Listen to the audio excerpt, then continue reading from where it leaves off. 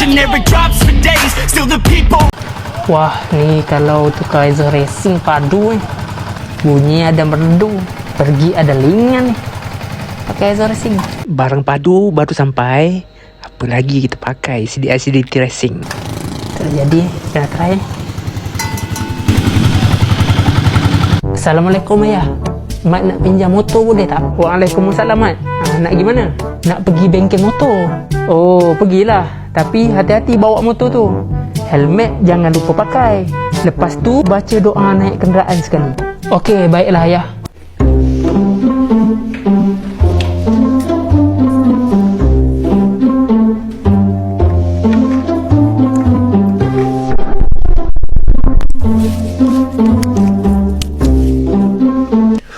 Bismillahirrahmanirrahim.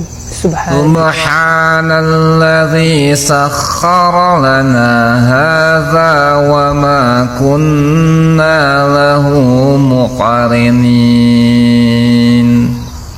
wa inna ila rabbina lamunqalibun.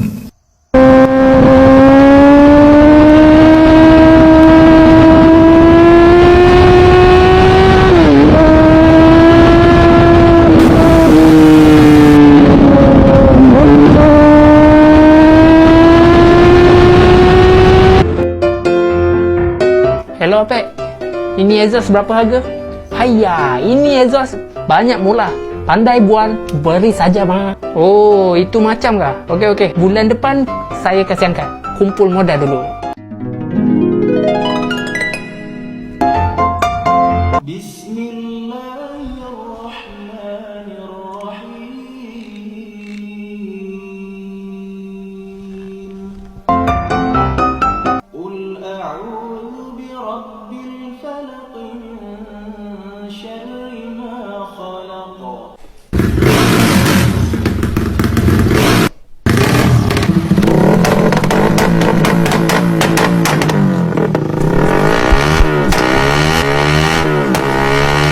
Apa kau noi jang? Kau pergi tukar Ezos bising.